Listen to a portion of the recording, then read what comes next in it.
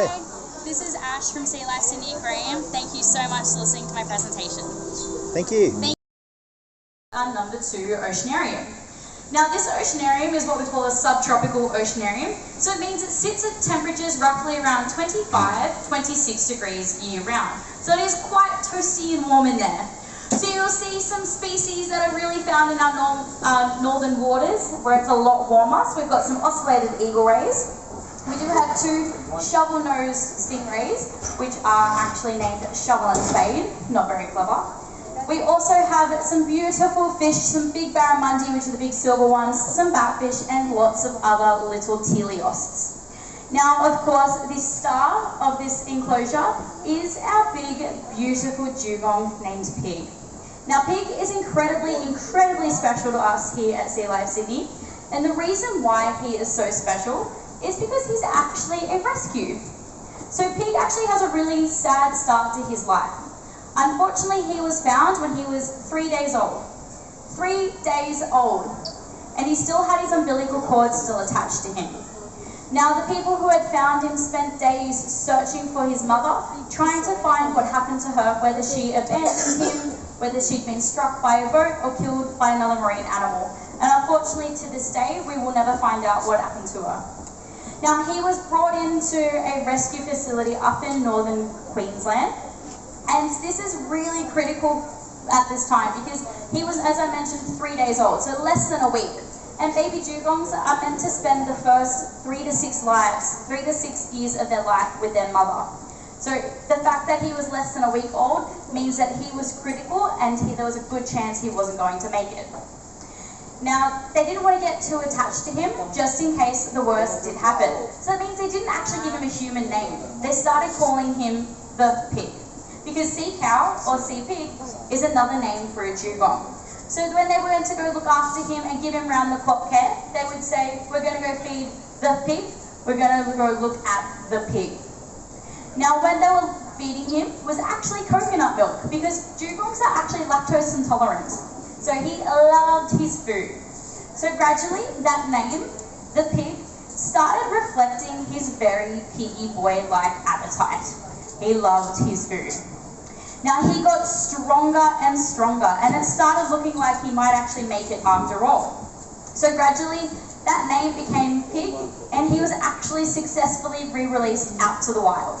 This was amazing. He was one of the first successful rehabilitations of dugongs, and we learned so much from being able to raise him in human care and then re-release him out to the wild. Now, unfortunately, 8 months later, he was found again on shore. He was washed up with a loss of over 30% of his body weight, and he was covered in significant scars and injuries all up and down his sides. Now, to this day, you guys will be able to see those scarring. As a dugong will generally have a nice smooth tail. You might be able to get a good look at his tail and see there's a lot of chips taken out of it.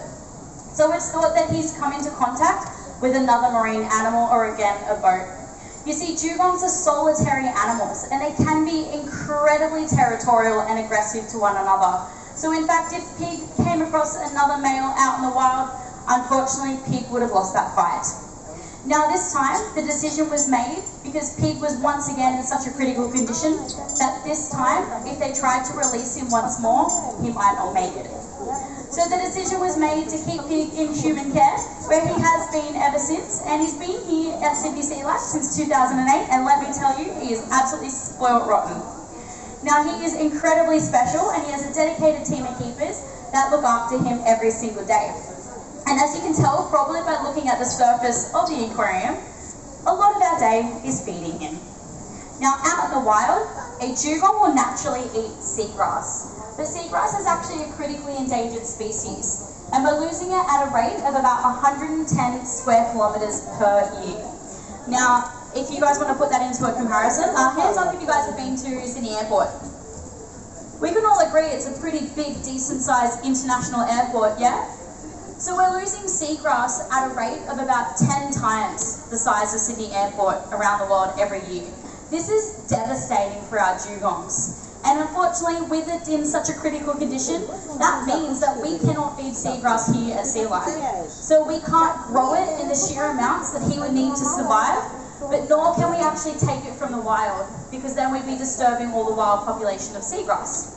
So what do we do instead? When he arrived in 2008, we collected all of the greens that were nutritionally similar to seagrass as possible, and we said, pig, what do you want to eat? What did he pick? Cos lettuce. Not iceberg lettuce, cos lettuce. The most expensive type of lettuce. Now he eats roughly about 45 kilos of cos lettuce every single day of his life. And for those of you who have seen our Dugong diner menu up there, you would have seen it is literally lettuce for breakfast, lettuce for lunch, it's lettuce for dinner, it is lettuce all of the time. In fact, he will actually not eat anything else. He'll actually spit it out or turn his nose away and swim away. Now, he is absolutely hilarious when he eats. In fact, when we do feed him, we actually thread these lettuce into big heavy trays. You might have seen these heavy trays down at the bottom of the oceanarium.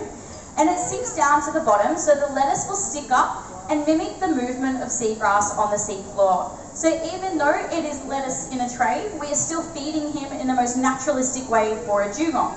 In fact, they will spend majority of the day on the bottom eating. So if you haven't spotted him or swimming around the tank, definitely go down, have another look. He's probably munching away on the bottom on some lettuce. Now, he is a mammal. So what this means is that mothers do actually have mammary glands, but also it means that he does breathe air. So he does pop up his little nose about every 6 to 8 minutes, takes a big deep breath, goes back down and continues munching away. Now, feeding him is not the only thing we do for him every single day. We actually do roughly about 5 animal training sessions. Now, when I say animal training, I don't mean we're training our animal to swim through hoops, jump through the air, do any circus tricks for entertainment or anything like that. What we're actually doing is training behaviours that will help us to look after him.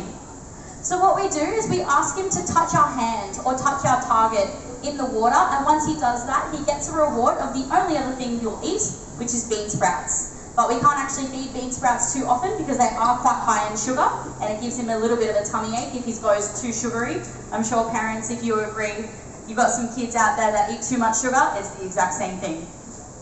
Now we will ask him to touch our hand, and if he chooses to do this, it means that we can actually move him from spot to spot in the entire oceanarium, and it will always be his choice to participate. Now, I did mention that he does breathe air, and we have captured that into a behaviour called big breath.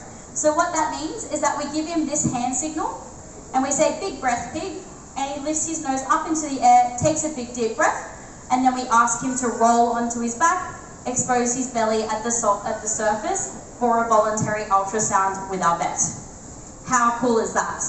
Now, the reason why we constantly do all this training is so Pig actually understands that this is what we can do to help him, to make sure that we're doing everything we can for him. And it actually means he chooses to participate and be involved. So it also builds the bond and trust between him and us as his keepers. Now, he's an incredibly, incredibly special dugong, and I do love to mention my absolute favourite story about him. So roughly a couple of years ago, you might remember we did have a COVID lockdown, and Pig is a hand-raised animal who loves people. So naturally, we had no people here during lockdown, and we started noticing we had a dugong having a temper tantrum. He stopped eating, he didn't want a bar of his keepers, and he would effectively sit facewards against the wall. It was literally like a child having a temper tantrum. So we figured out it's because there was no people here that he could stare at. So what did we do? Well, Madame Tussauds was also closed, so we collected all of the wax figures from Madame Tussauds and we lined the tunnels up with it. Lo and behold, we had a very happy dugong. He was back to his normal antics, performing and saying hello to all of the figures. Now, we did actually figure out that his favourite figure was Albert Einstein. We think it might have been something to do with the hair, potentially looking like a previous keeper of his. He absolutely hated Lady Gaga. He would not look at Lady Gaga whatsoever. He would zoom past her all the time. It was hilarious. Now, he has a massive personality. personality, and we are so grateful to have him here in human care, because it means that he is actually one of only 2 dugongs in human care in the entire world. 2 dugongs, and that is it. So there's a female up in Japan who's roughly about 28 years old, and we have the only male pig who's now 25 years old. So he actually just celebrated his 25th birthday on Sunday. Now, dugongs can live up to anywhere about 70 years of age, so we've still got plenty of years with him yet, and we are constantly learning more and more about him every single day. Now, I do want to briefly touch on some of the other animals here in our oceanarium. You might be able to see that we have some gorgeous eagle rays in this tank. Now, we do have 3 eagle rays on this side, and we do have 9 big, beautiful females on this side. So you could be able to see that they also have spots. Now, every single eagle ray will actually have their own unique spot pattern. It's kind of like us as humans, where we have our own unique fingerprints. No 2 rays will have the same spots. But there is an exception to this rule. Does anyone want to take a guess as to what the exception is? Or why it might be? Someone did say twins. They are related. So it's a really, really, really cool story, and I get so excited to tell people about it. So, about 5 years ago, we didn't have a male here at Sea Life. We had no plans on breeding our eagle rays because we did have a lot of eagle rays, and we had a really nice number of big, beautiful females. Now, we started noticing one of our females named Freckle started doing some very strange behaviours. She started breathing really, really, really heavily, and she started eating so much food. More food than we've ever seen her eat before. Now we thought because there was no male, there's no possible way that she could be pregnant. So we thought something might have been going wrong in her system. Before we got a chance to voluntarily patch her up for a health check with our vet, we came in one morning and found she had indeed given birth overnight. She had given birth to a tiny dinner-sized plate little stingray. Now we thought maybe that she was had stored sperm over years and years of her life, because we do not know how old she is, and we've actually got the little baby's genes genetically tested against mums. What did we find? She had actually cloned her own DNA. How cool is that? She had a baby that way. She decided, I don't need a male, I'm going to clone my own DNA and have a baby. So it's called parthenogenesis. Now, it's a process used amongst many different species around the world, most notably in invertebrates, so bugs. But it's something that's actually occurred in other eagle ray species, but never before in the ocellated eagle ray. So this was the first ever recording of it happening in this particular species, and it happened here at Sydney Sea Life. So we were so amazed. Now, for those of you who are Star Wars fans out there, so you know how Anakin Skywalker doesn't have a father? We named her Annie, after Anakin Skywalker. Now, about a year later, we started noticing Freckle doing the same thing. Eating really, really, really lots of food, breathing really heavy. This time, we're a little bit better equipped, so yeah, she might be pregnant once again. And we came in the next morning and we found she had given birth to twins. This time, she had given birth to 2 tiny little stingrays that aptly named, can anyone guess? Luca and Leia. Yeah, got some Star Wars fans and we're naming our stingrays. So you might be able to see, we do have the beautiful Leia and Annie on this side, and we do have Luca and Freckle, the mum, still on this side. So even though Luca and Leia and Annie all have identical spot patterns to their mother, they still all look completely different. In fact, we are still actually able to tell them uniquely apart. For example, that beautiful white girl there, that is Leia. The other lighter one in there, that is Annie. So they all look completely different, and we are still able to tell them apart just by looking at them. Now, just like your pets at home, these rays all have their own unique personalities as well, and we can actually also tell them apart just by how they feed. We do have a big, beautiful girl in here who's one of our biggest, and again, Star Wars themed name. Her name's Naboo. When Naboo comes in for her feeds, she likes to let you know she's on her way, and 9 out of 10 times you get splashed. Very excited for her food. Now we compare that to our other big, beautiful female named Duchess. And Duchess, as her name suggests, She's an absolute queen. She is very graceful, very regal when she swims. You'll be able to tell her apart because she literally glides through the water. There's not a splash in sight when we do feed her.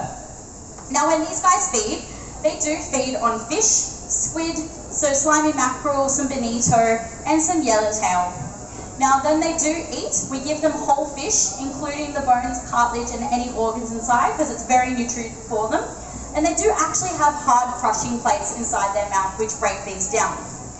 Now unfortunately, these guys are facing threats out in the wild, and that's simply due to us as humans and our overfishing.